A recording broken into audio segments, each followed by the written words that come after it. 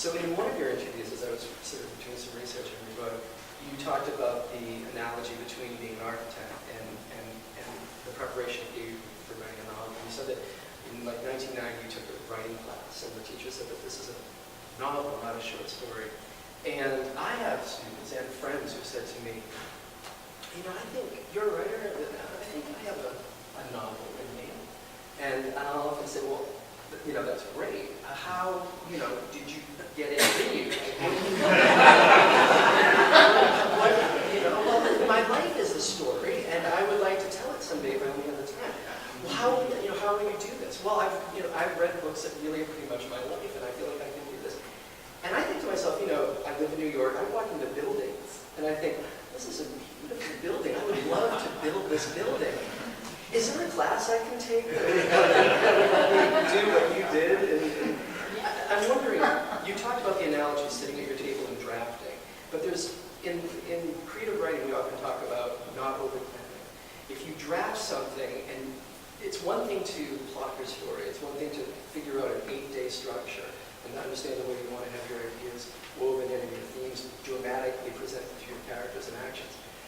But to take it from a drafting table, that you talked about in one of your interviews, and then to make it come alive in prose narrative, to me is the creative act that's the miracle of all creation. We talked about the day before the first.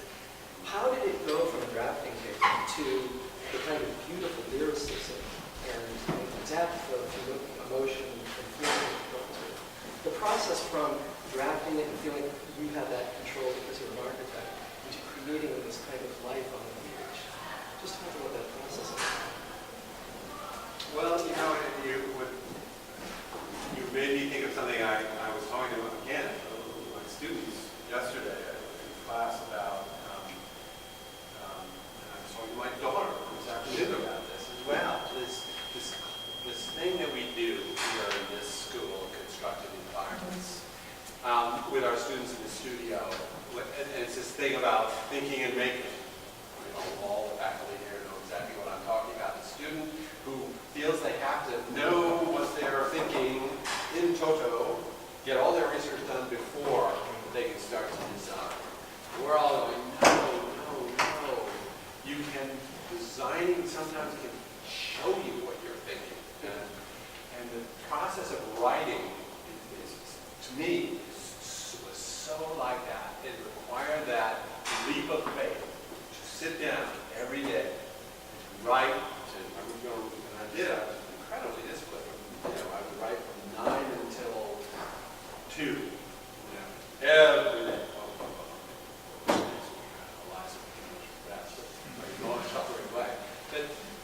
But the thing is, you're sitting down and you don't know what you're writing that day.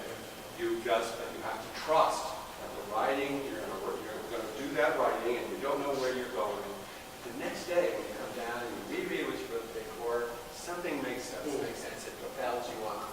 And it's the same thing with designing out there. You do drawings, and the things you make reveal to you where you're going or where you want to go.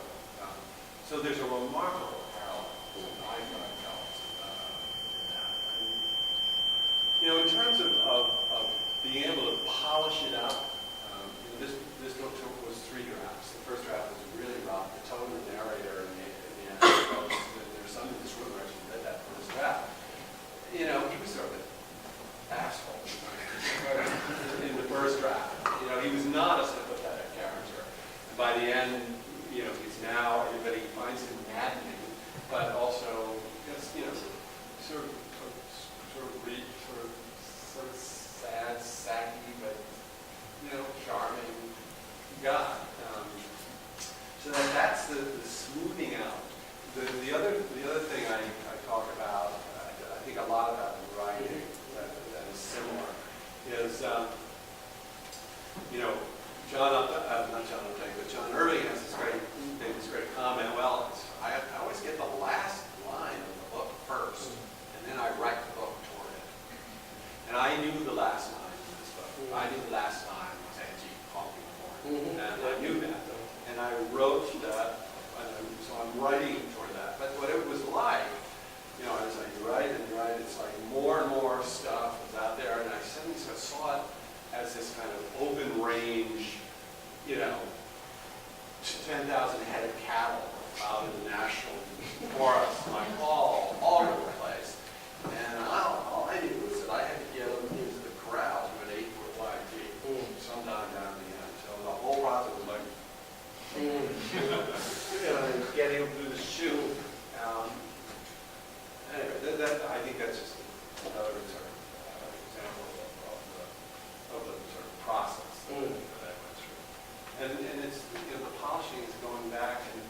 when you finish a book, then you know what the book that you were writing was about. And so you can go back and you can steer it better. You know, it's like until the book is written, you really, you can't really clean it up. So I learned the importance of why everybody said, well, how many times did you write the book? I used to think to myself, only once. No.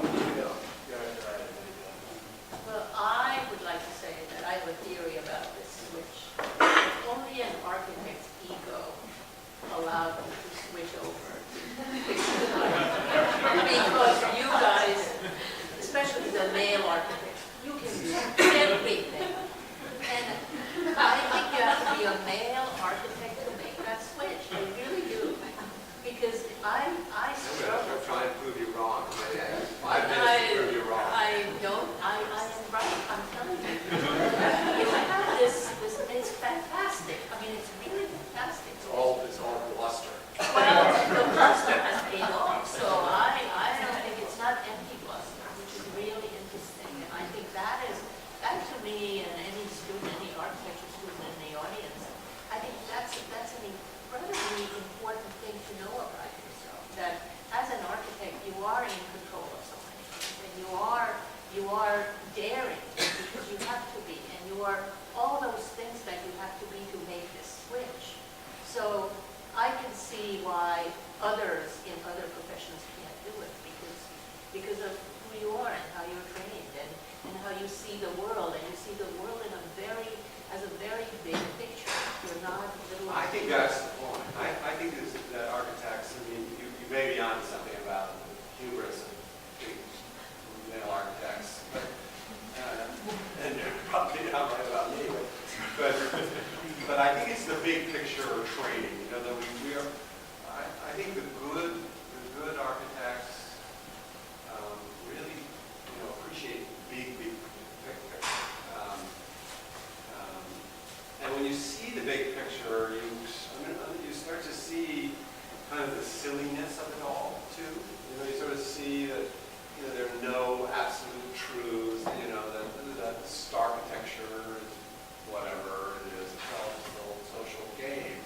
And once you kind of let go of that sort of overweening ambition that I think you get as architects, and just sort of appreciate how complex the world is in which we live, how it is on Earth, then you don't give a damn about issues of changing careers, or is my identity different, or what happens if I don't make it as a novelist. Like running back to my practice as an architect.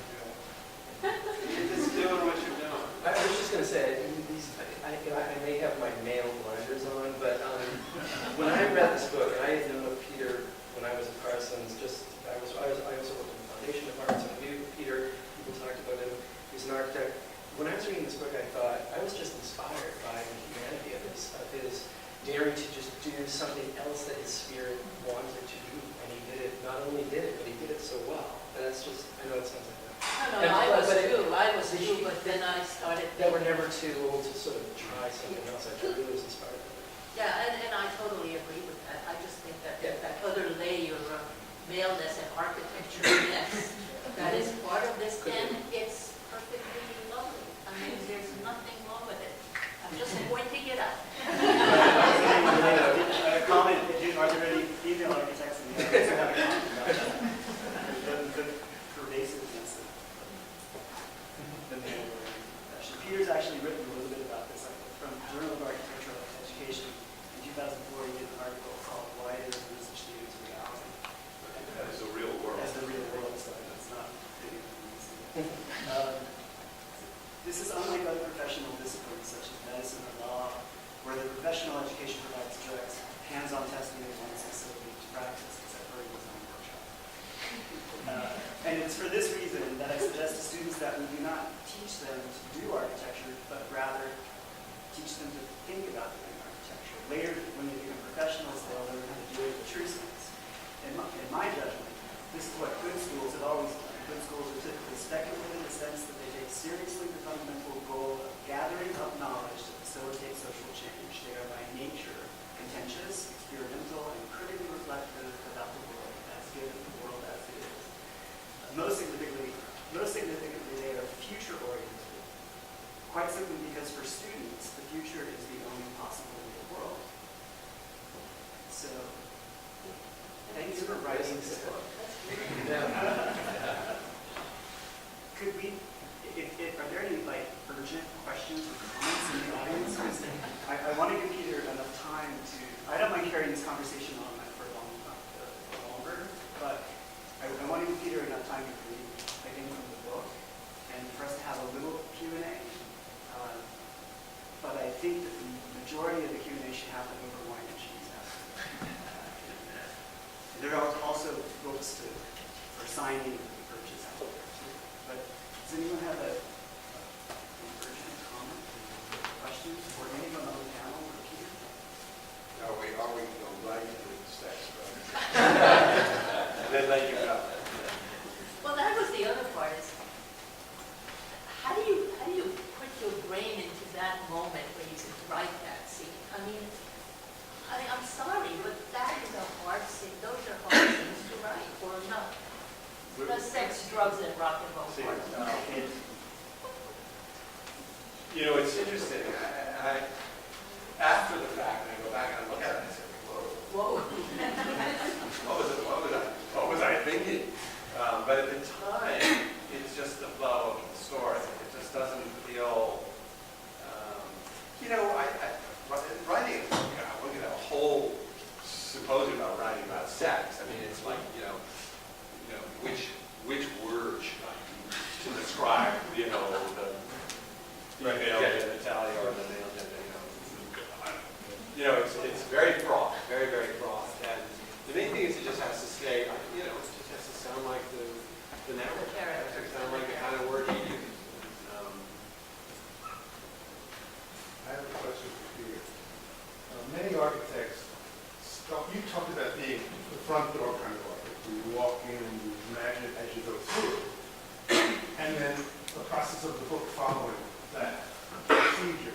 Many architects will start from the outside in as the form of the building, how it relates to the site, what its materials are, come up with a concept, and then work the inside afterwards. I can imagine writing the book the way you described to an architecture. Can you imagine writing a book from the other way, starting with a concept? I can answer that. They never get to the inside. So an architect who does it that way could not write a book. They could write something on the periphery, but not the depth that Peter has been able to achieve. I don't see it. I don't see Libeskind writing about a narrative about life and nature and love and religion and history and all. I don't see it. He's just too involved with the form giving. And it keeps him away from the inner life, the inner rooms and those voices